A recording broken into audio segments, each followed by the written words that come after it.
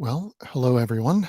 Um, I am once again coming to you on a Sunday evening with a live cold reading, and I am still adjusting equipment and so forth because I um, did not plan ahead as far as I perhaps might have, but here we are. Um, so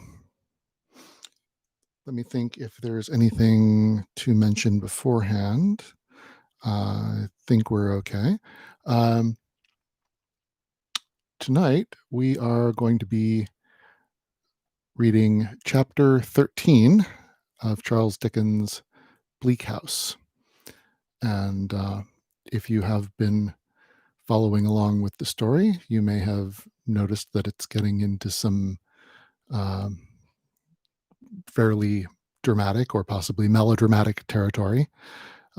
If you have not been following along with the story, then I'm sorry, there's going to be a lot of bits that probably don't make sense, but I will try to speak in a soothing and pleasant manner, and maybe you'll enjoy that anyway.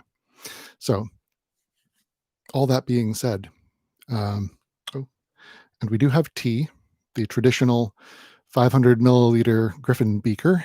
Tonight is filled with uh, plain, unsweetened peppermint tea,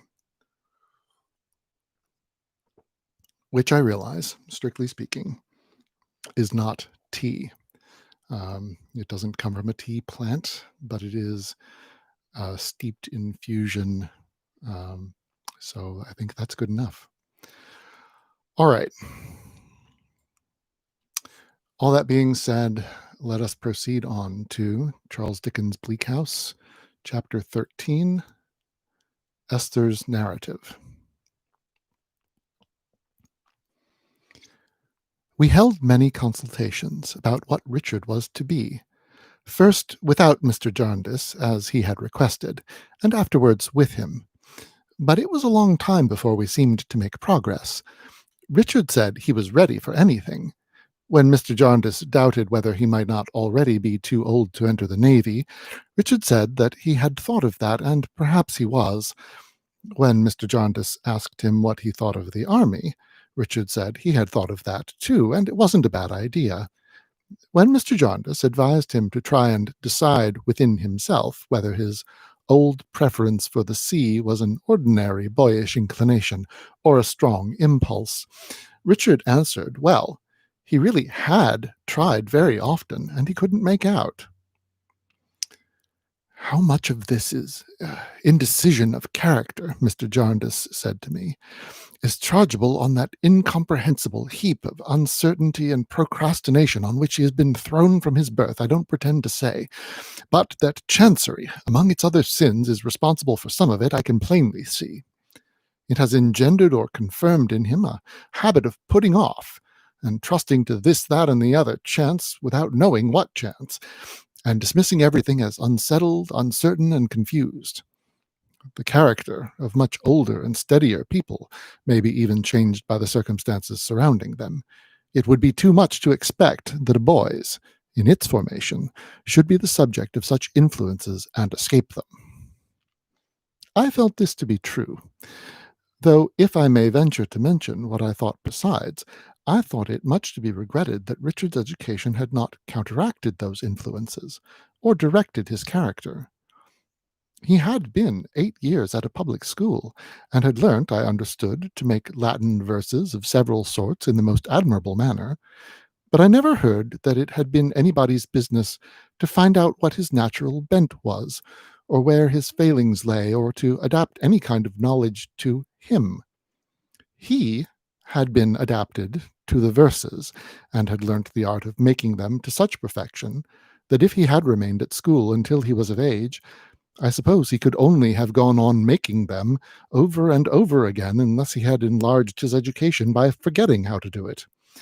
Still, although I had no doubt that they were very beautiful, and very improving, and very sufficient for a great many purposes of life, and always remembered all through life, I did doubt whether Richard would not have profited by someone studying him a little, instead of his studying them quite so much.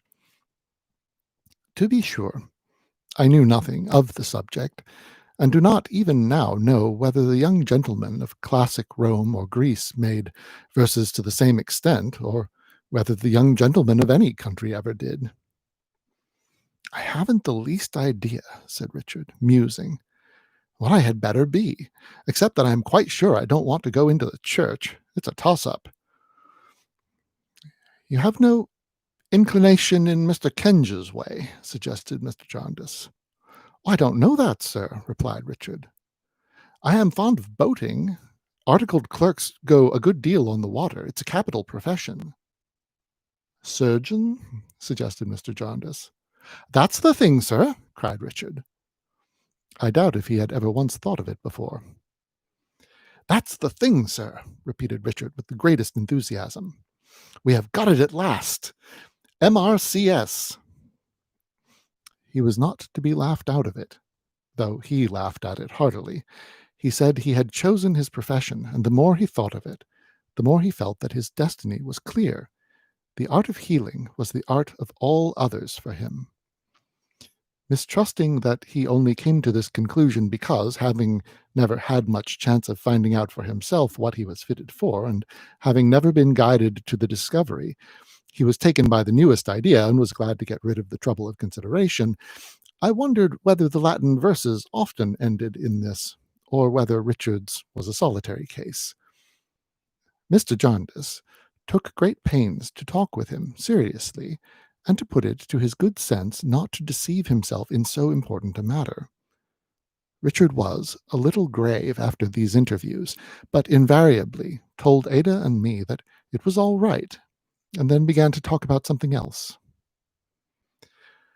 By heaven, cried Mr. Boythorn, who interested himself strongly in the subject, though I need not say that, for he could do nothing weakly. I rejoice to find a young gentleman of spirit and gallantry devoting himself to that noble profession. The more spirit there is in it, the better for mankind, and the worse for those mercenary taskmasters and low tricksters who delight in putting that illustrious art at a disadvantage in the world. By all that is base and despicable, cried Mr. Boythorn, the treatment of surgeons aboard ship is such that I would submit the legs, both legs, of every member of the Admiralty Board to a compound fracture, and render it a transportable offence in any qualified practitioner to set them if the system were not wholly changed in 48 hours. Wouldn't you give them a week? Asked Mr. Jarndyce. No, cried Mr. Boythorn firmly. Not on any consideration. 48 hours. As to corporations, parishes, vestry boards, and similar gatherings of jolter-headed clods who assemble to exchange such speeches that, by heaven, they ought to be worked in quicksilver mines for the short remainder of their miserable existence, if it were only to prevent their detestable English from contaminating a language spoken in the presence of the sun.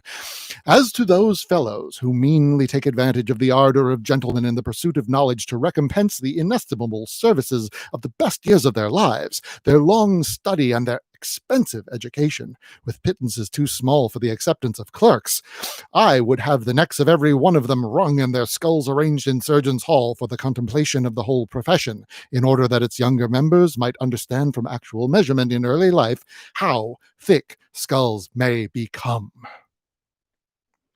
He wound up this vehement declaration by looking round upon us with a most agreeable smile, and suddenly thundering, "Ha, ha, ha, ha!"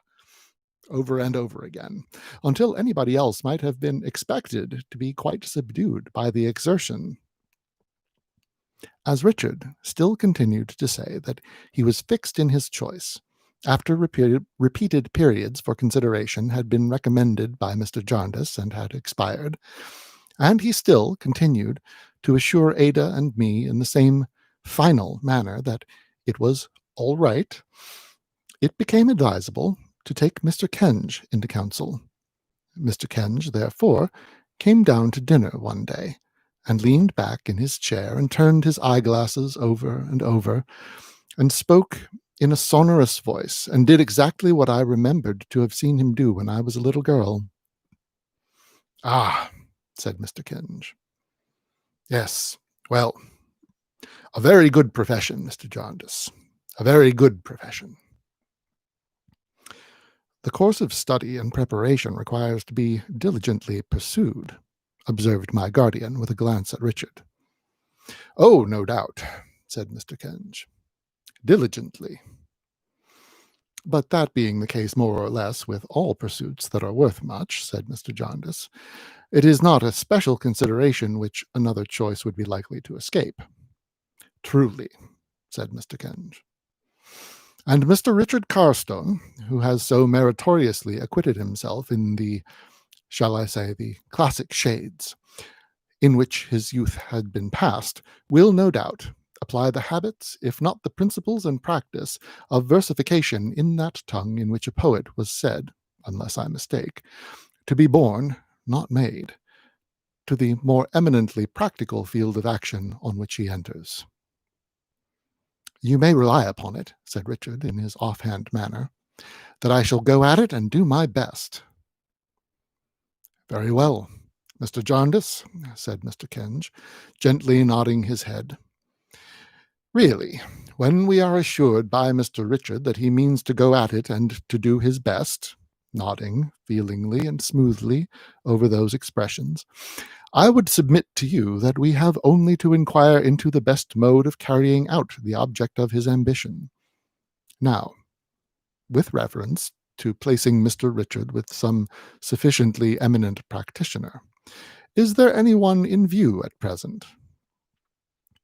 No one, Rick, I think, said my guardian. No one, sir, said Richard. Quite so, observed Mr. Kenge. As to situation, now, is there any particular feeling on that head? No, said Richard. Quite so, observed Mr. Kenge again. I should like a little variety, said Richard. I mean, a good range of experience. Very requisite, no doubt, returned Mr. Kenge. I think this may be easily arranged, Mr. Jarndyce. We have only, in the first place, to discover a sufficiently eligible practitioner, and as soon as we make our want, and shall I add, our ability to pay a premium, known, our only difficulty will be in the selection of one from a large number. We have only, in the second place, to observe those little formalities which are rendered necessary by our time of life and our being under the guardianship of the court. We shall soon be, shall I say in Mr. Richard's own light-hearted manner, going at it to our heart's content. It is a coincidence, said Mr. Kenge with a tinge of melancholy in his smile, one of those coincidences which may or may not require an explanation beyond our present limited faculties, that I have a cousin in the medical profession. He might be deemed eligible by you and might be disposed to respond to this proposal. I can answer for him as little as for you, but he might. As this was an opening in the prospect, it was arranged that Mr. Kenge should see his cousin, and as Mr. Jarndyce had before proposed to take us to London for a few weeks, it was settled next day that we should make our visit at once, and combine Richard's business with it. Mr. Boythorn, leaving us within a week, we took up our abode at a cheerful lodging near Oxford Street, over an upholsterer's shop. London was a great wonder to us, and we were out for hours and hours at a time, seeing the sights, which appeared to be less capable of exhaustion than we were. We made the round of the principal theatres, too, with great delight, and saw all the plays that were worth seeing. I mention this because it was at the theatre that I began to be made uncomfortable again by Mr. Guppy. Don't know if you hear that. There's loud sirens out there. Apologies. To Mr. Guppy, then. I was sitting in front of the box one night with Ada, and Richard was in the place he liked best, behind Ada's chair, when, happening to look down into the pit, I saw Mr. Guppy, with his hair flattened down upon his head and woe depicted in his face, looking up at me. I felt all through the performance that he never looked at the actors, but constantly looked at me, and always with a carefully prepared expression of the deepest misery and the profoundest dejection. It quite spoiled my pleasure for that night because it was so very embarrassing and so very ridiculous. But from that time forth, we never went to the play without my seeing Mr. Guppy in the pit, always with his hair straight and flat, his shirt collar turned down, and a general feebleness about him. If he were not there when we went in, and I began to hope he would not come, and yielded myself for a little while to the interest of the scene, I was certain to encounter his languishing eyes when I least expected it, and from that time to be quite sure that they were fixed upon me all the evening. I really cannot express how uneasy this made me. If he would only have brushed up his hair or turned up his collar, it would have been bad enough, but to know that that absurd figure was always gazing at me, and always in that demonstrative state of despondency, put such a constraint upon me that I did not like to laugh at the play, or to cry at it, or to move, or to speak. I seemed able to do nothing naturally. As to escaping Mr. Guppy by going to the back of the box, I could not bear to do that, because I knew Richard and Ada relied on having me next to them, and that they could never have talked together so happily if anybody else had been in my place. So there I sat, not knowing where to look, for wherever I looked I knew Mr. Guppy's eyes were following me, and thinking of the dreadful expense to which this young man was putting himself on my account. Sometimes I thought of telling Mr. Jarndyce. Then I feared that the young man would lose his situation, and that I might ruin him. Sometimes I thought of confiding in Richard, but was deterred by the possibility of his fighting Mr. Guppy and giving him black eyes. Sometimes I thought, should I frown at him or shake my head? Then I felt I could not do it. Sometimes I considered whether I should write to his mother, but that ended in my being convinced that to open a correspondence would be to make the matter worse. I always came to the conclusion, finally, that I could do nothing. Mr. Guppy's perseverance all this time not only produced him regularly at any theatre to which we went, but caused him to appear in the crowd as we were coming out, and even to get up behind our fly, where I am sure I saw him 2 or 3 times struggling among the most dreadful spikes. After we got home, he haunted a post opposite our house, the upholsterer's where we lodged being at the corner of 2 streets, and my bedroom window being opposite the post. I was afraid to go near the window when I went upstairs, lest I should see him, as I did one moonlit night, leaning against the post and evidently catching cold.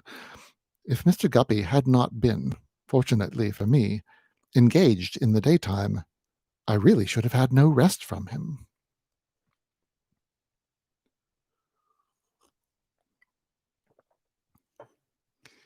While we were making this round of gaieties, in which Mr. Guppy so extraordinarily participated, the business which had helped to bring us to town was not neglected.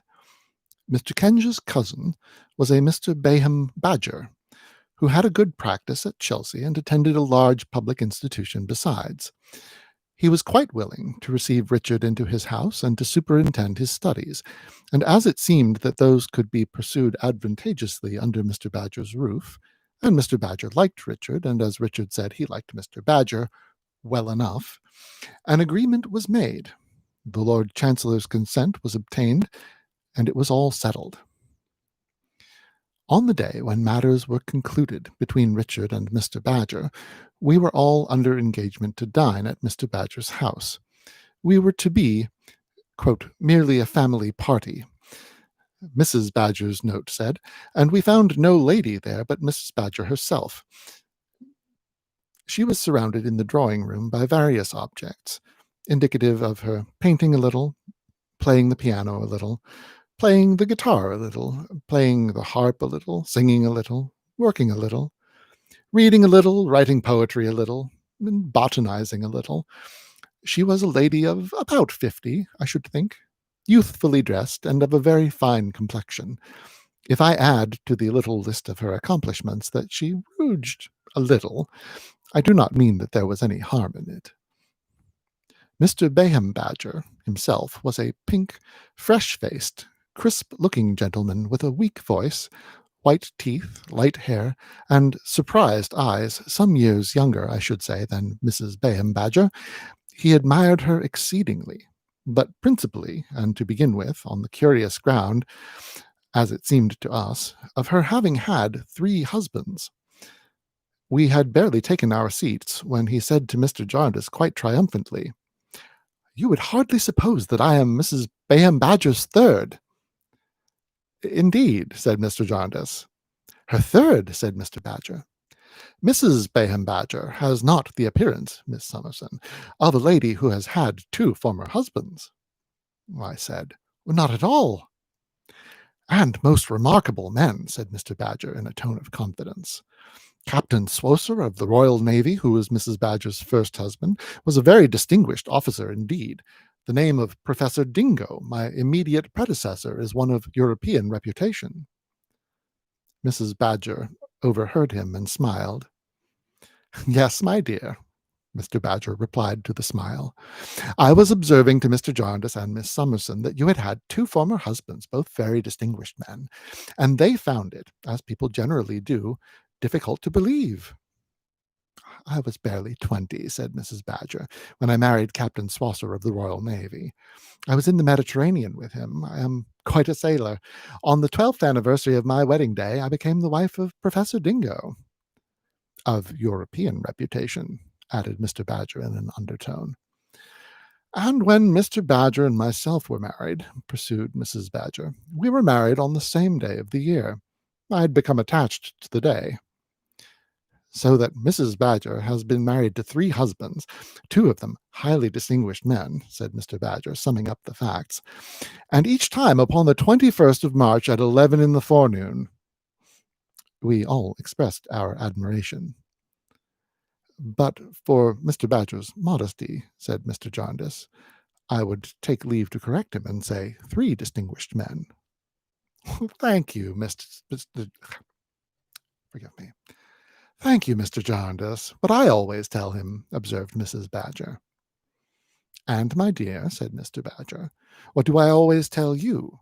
That without any affectation of disparaging such professional distinction as I may have attained, which our friend Mr. Carstone will have many opportunities of estimating, I am not so weak, no really," said Mr. Badger to us generally, "so unreasonable, as to put my reputation on the same footing with such first-rate men as Captain Swosser and Professor Dingo. Perhaps you may be interested, Mr. Jarndyce," continued Mr. Bayham Badger, leading the way into the next drawing-room, "in this portrait of Captain Swosser. It was taken on his return home from the African station, where he had suffered from the fever of the country.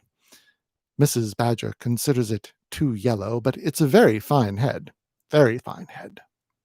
We all echoed, "A very fine head." "I feel when I look at it," said Mr. Badger, "that's a man I should like to have seen. It strikingly bespeaks the first-class man that Captain Swosser preeminently was.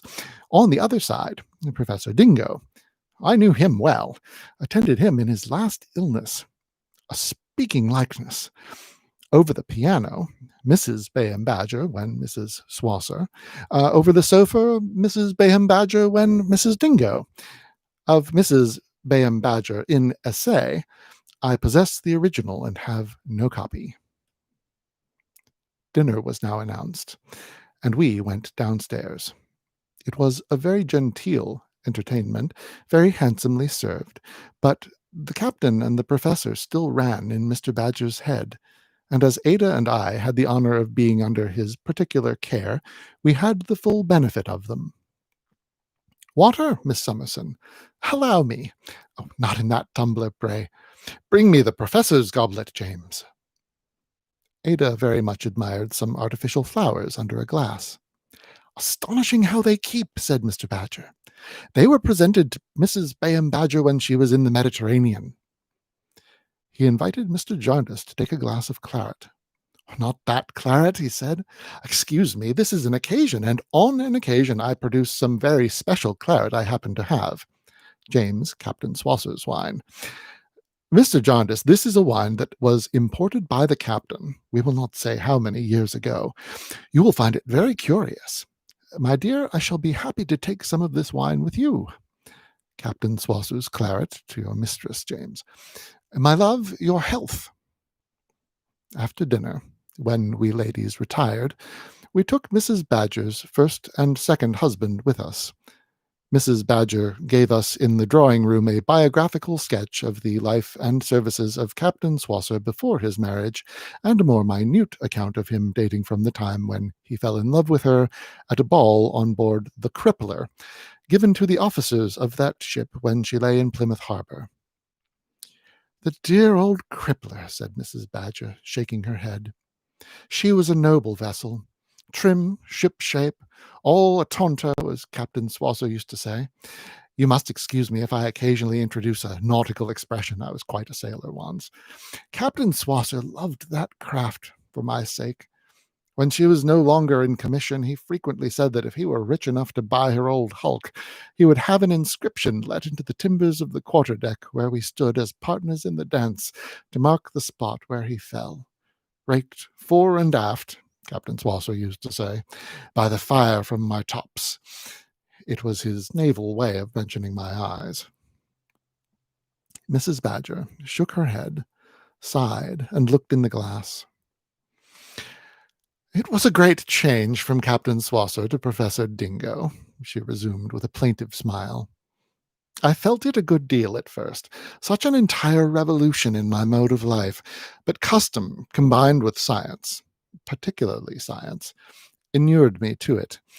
Being the professor's sole companion in his botanical excursions, I almost forgot that I had ever been afloat, and became quite learned. It is singular that the professor was not the antipodes of Captain Swosser, and that Mr. Badger is not in the least like either." We then passed into a narrative of the deaths of Captain Swosser and Professor Dingo, both of whom seemed to have had very bad complaints. In the course of it, Mrs. Badger signified to us that she had never madly loved but once, and that the object of that wild affection, never to be recalled in its fresh enthusiasm, was Captain Swosser. The professor was yet dying by inches in the most dismal manner, and Mrs. Badger was giving us imitations of his way of saying with great difficulty, "Where is Laura? Let Laura give me my toast and water," when the entrance of the gentleman consigned him to the tomb.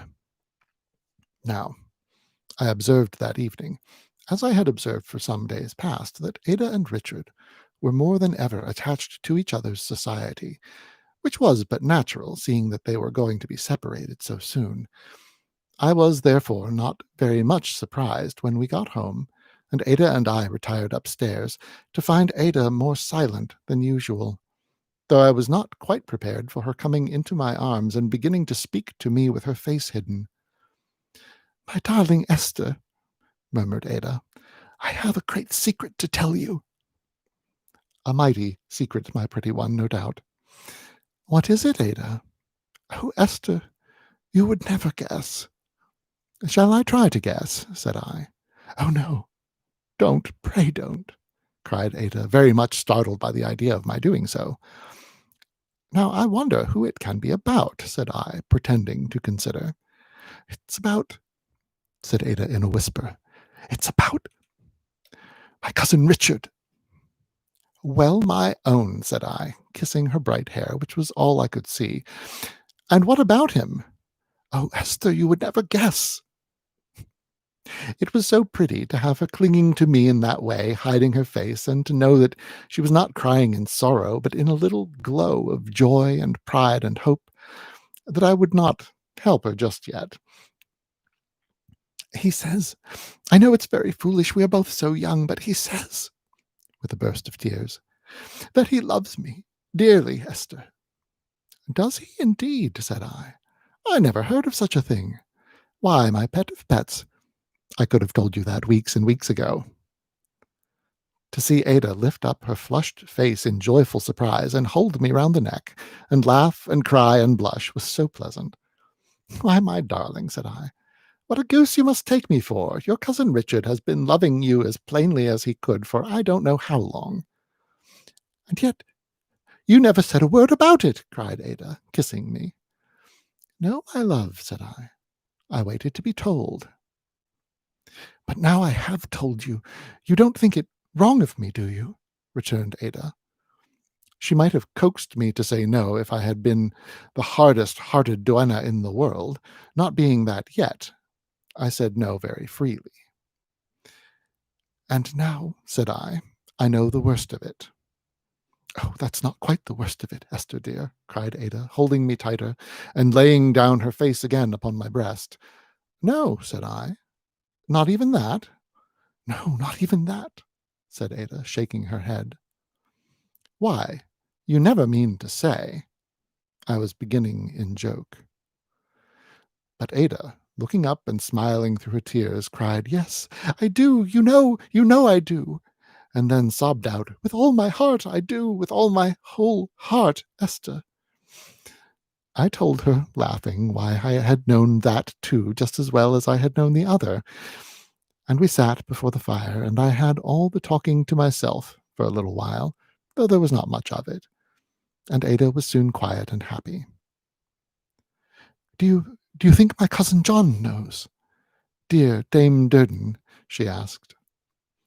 Unless my cousin John is blind, my pet, said I should think my cousin John knows pretty well as much as we know.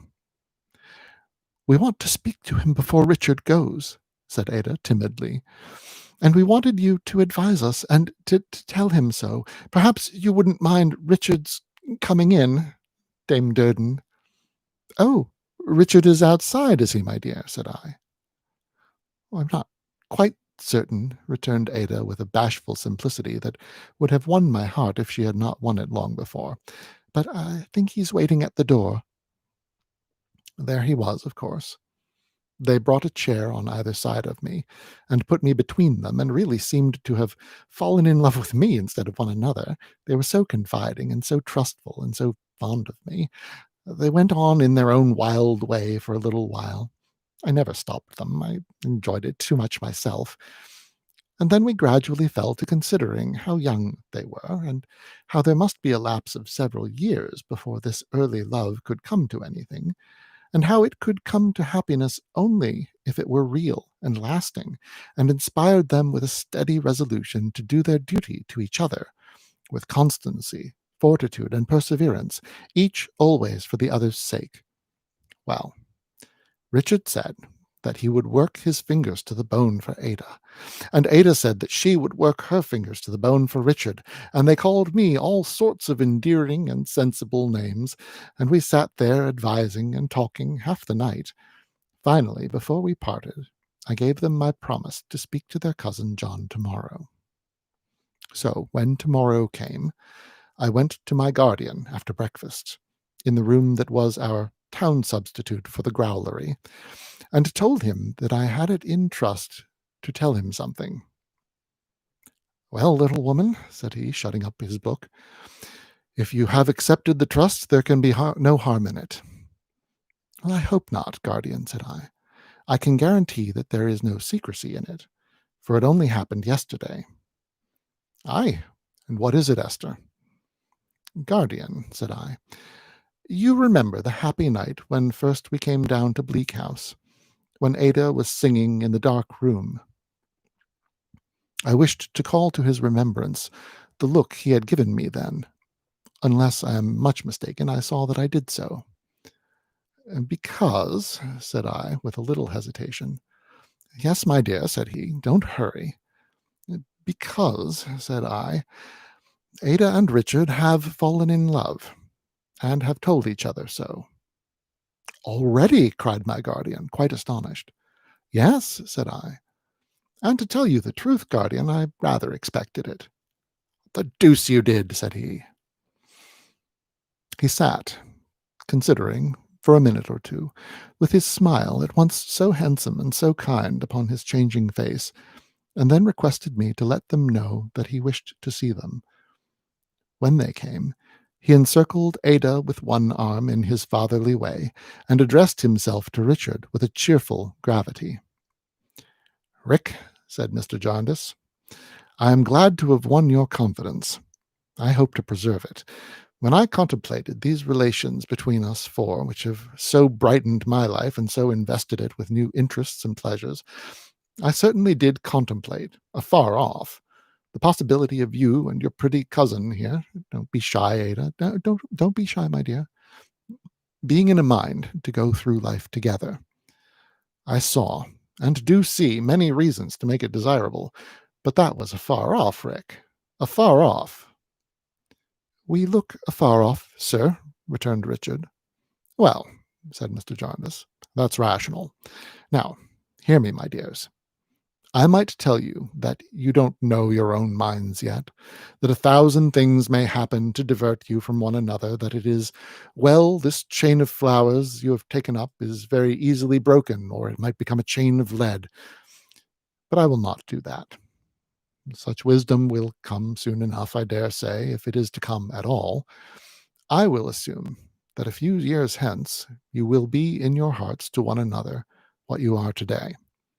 All I say before speaking to you according to that assumption is, if you do change, if you do come to find that you are more commonplace cousins to each other as man and woman than you were as boy and girl, your manhood will excuse me, Rick, don't be ashamed still to confide in me, for there will be nothing monstrous or uncommon in it. I am only your friend and distant kinsman. I have no power over you whatever, but I wish and hope to retain your confidence if I do nothing to forfeit it. I'm very sure, sir, returned Richard, that I speak for Ada, too, when I say that you have the strongest power over us both, rooted in respect, gratitude, and affection, strengthening every day. Dear cousin John, said Ada on his shoulder, my father's place can never be empty again. All the love and duty I could ever have rendered to him is transferred to you. Come, said Mr. Jarndyce.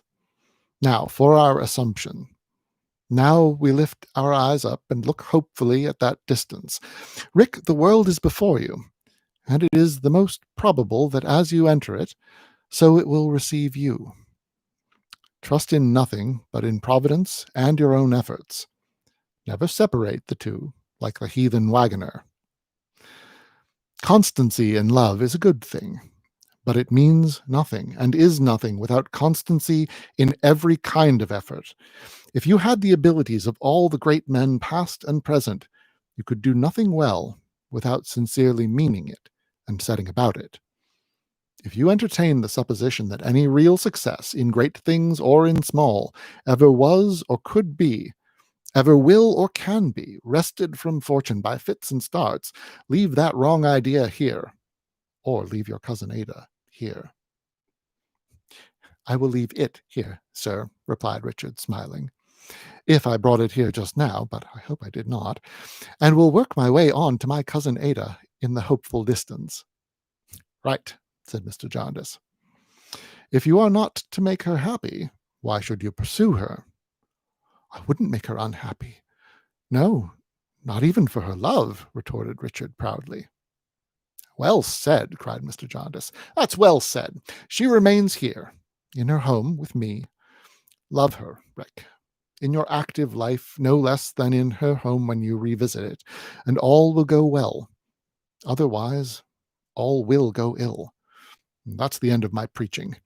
I think you and Ada had better take a walk.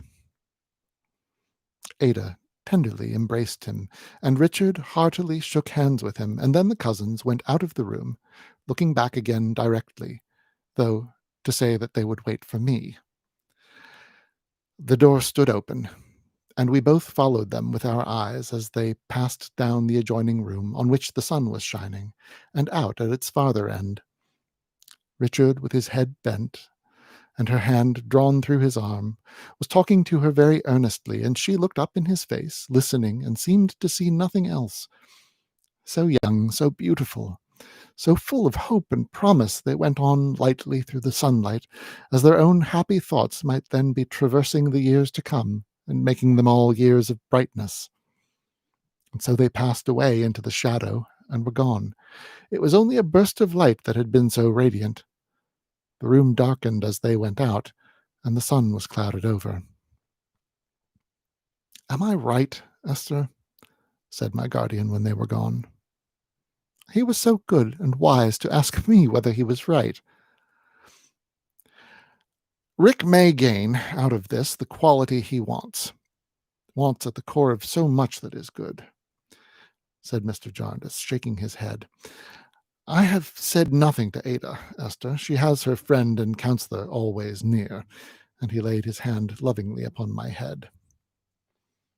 I could not help showing that I was a little moved, though I did all I could to conceal it. Tut, tut, said he, but we must take care, too, that our little woman's life is not all consumed in care for others. Care? My dear guardian, I believe I am the happiest creature in the world. I believe so, too, said he. But someone may find out what Esther never will, that the little woman is to be held in remembrance above all other people.